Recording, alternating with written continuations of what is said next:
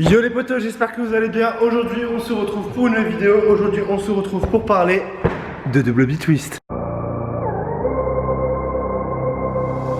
Man, I knew this thing would happen, I ain't stressing, I ain't worried about it. I've been on a mission, I've been repping, now you heard about it. People always talking, they be talking, never know their place. I was on the job and I was mobbing, had to show my face. Always been a mama's boy, now I count them commas, boy. Got it when she... Ok, petite pause. Parce qu'en fait j'étais tellement surexcité de faire la vidéo, parce que savoir que je me suis levé ce matin en me disant vas-y je me dépêche, je vais aller tourner la vidéo. Mais du coup je me suis même pas recoiffé, je suis arrivé, j'ai enlevé mon jean et tout. Regardez, j'ai vraiment littéralement jeté mes fringues en arrivant. Et j'ai commencé à vous tourner le tuto. Mais du coup je me suis pas coiffé, et du coup je vais encore avoir une tête de fou. Du coup on va éviter d'avoir une tête de fou une énième fois. Après les tutos double B-twist de Mathieu, les tutos coiffure. Donc première chose pour le double B-twist, ce qu'il faut c'est bien sûr être capable de faire un B-twist. Donc un B-twist ça ressemble à quoi? Ça ressemble à ça.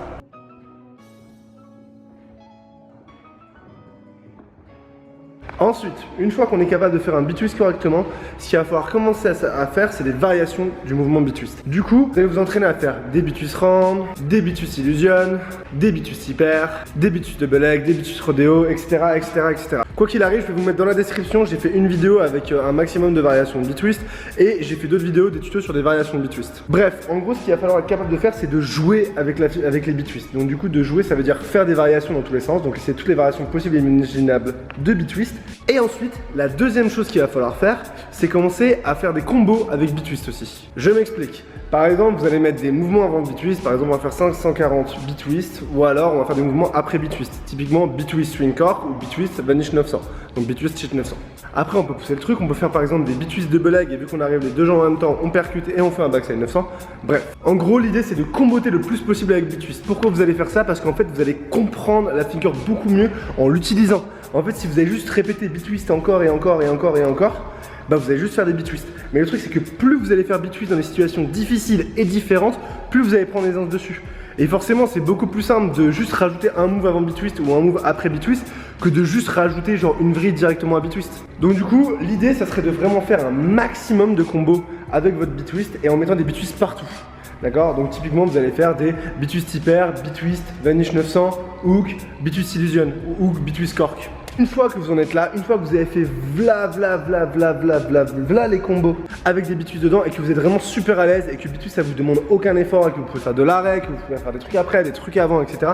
Là, vous êtes prêt à commencer à essayer double B-twist. Mais vraiment, j'insiste sur ça, attendez vraiment d'être très à l'aise avec. Et en soi, c'est beaucoup plus utile de faire plein de B-twist dans tous les sens, dans plein de combos et tout, et d'arriver à faire des combos avec 4, 5 B-twist et variations de B-twist, plutôt que d'essayer double B-twist encore et encore et encore.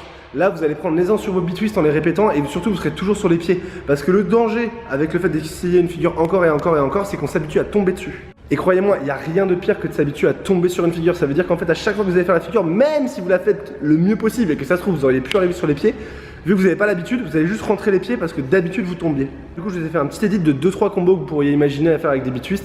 Et vraiment, n'hésitez pas à l'extrapoler et à bosser, à piocher dans votre créativité et vraiment à jouer le plus possible avec. De toute façon, plus vous allez faire des B-twist, plus vous allez faire dans des situations différentes, plus vous serez à l'aise.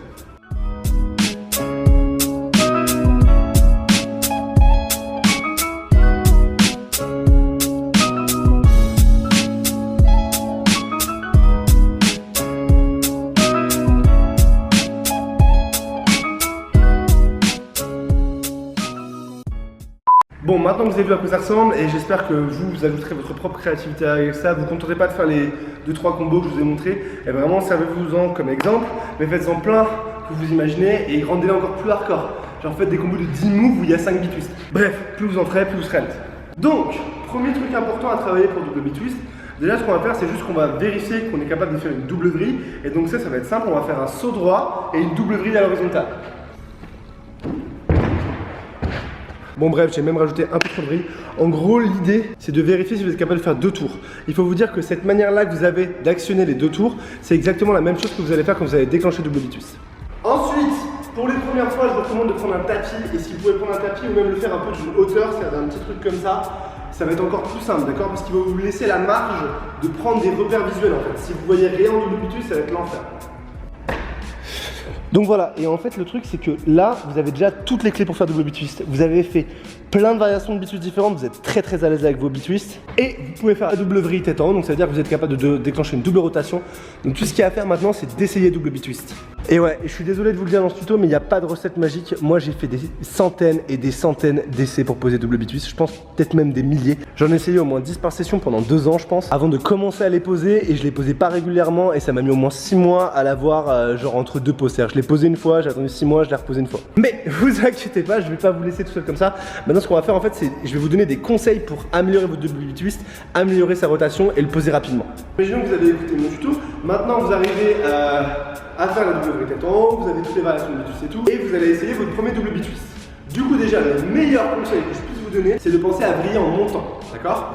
Donc quand on va être ici en double bitwist, on va envoyer le buste, commencer à pousser, en même temps qu'on commence à pousser, on déclenche la rotation, d'accord? Il ne faut pas attendre, double bitwist c'est une vrille montante, et d'ailleurs bitwist est déjà une vrille montante, et normalement si vous êtes très à l'aise dans le bitwist, vous avez déjà compris qu'il faut pousser en même temps qu'on commence à vriller.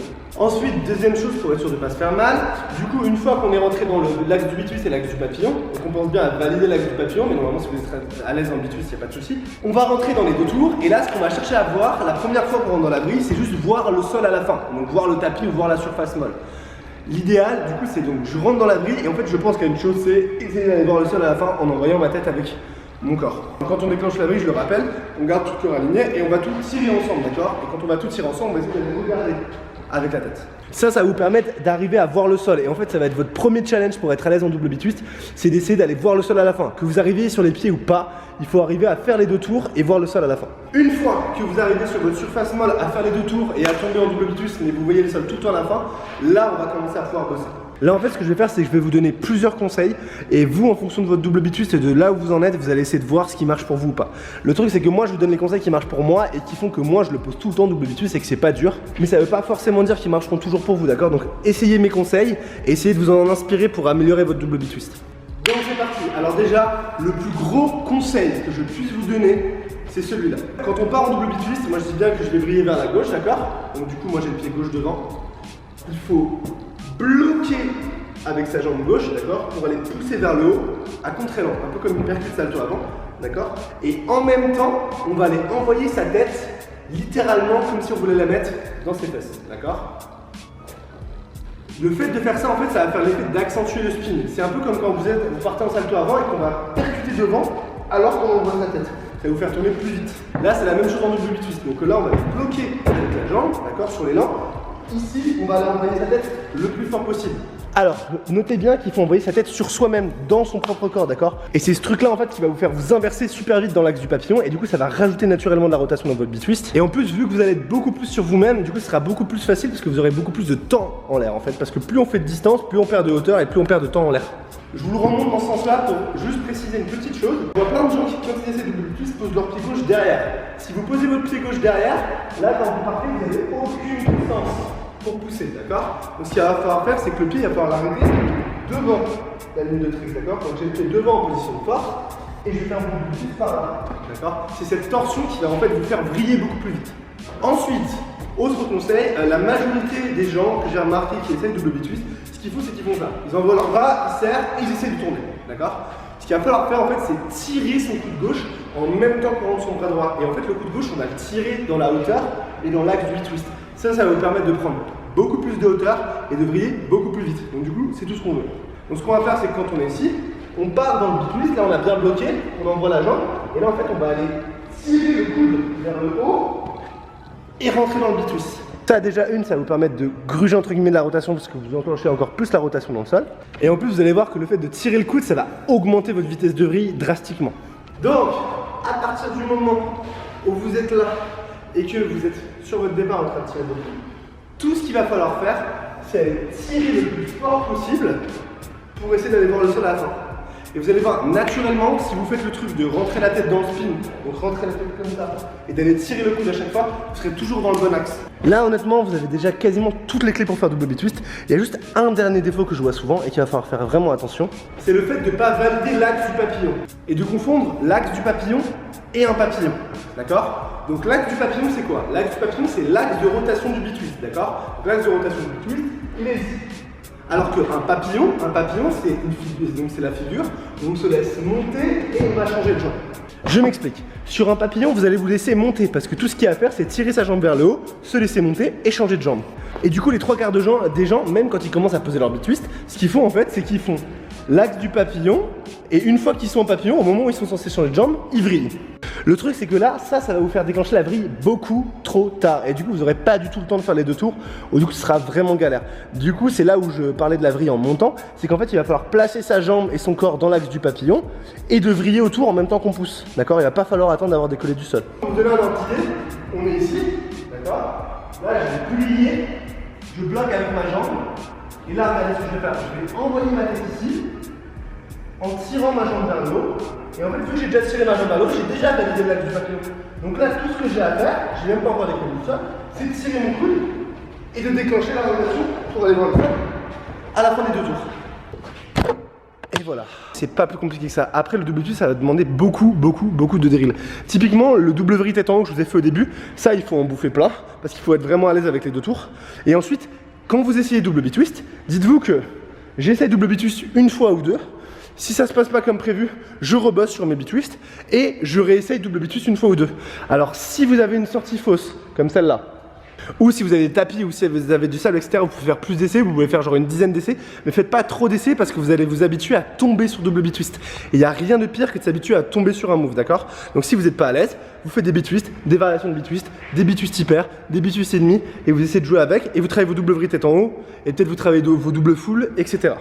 Bref, voilà les potos, c'est tout pour le tuto double bitwist. Tout ce qu'il y a à retenir, c'est prenez votre temps, respectez les étapes, être à l'aise en bitwist, c'est le plus important. En tout cas, j'espère que ce tuto vous aura été utile, j'espère que vous aurez passé un bon moment en le regardant, j'espère que ça vous aura motivé. N'hésitez pas à commencer dès maintenant, si vous avez déjà posé vos premiers bitwists, commencez à les faire en combo, commencez à les faire dans tous les sens, c'est comme ça que vous allez vous rapprocher de double bitwist, c'est pas juste en l'essayant encore et encore en fermant les yeux. Et voilà les potos, en tout cas, si cette vidéo vous a plu, n'hésitez pas à la liker, à la partager, à vous abonner. Et moi je vous dis à jeudi prochain, 18 h pour une nouvelle vidéo. Et d'ici là, prenez soin de vous les potos. Peace. Peace les potos.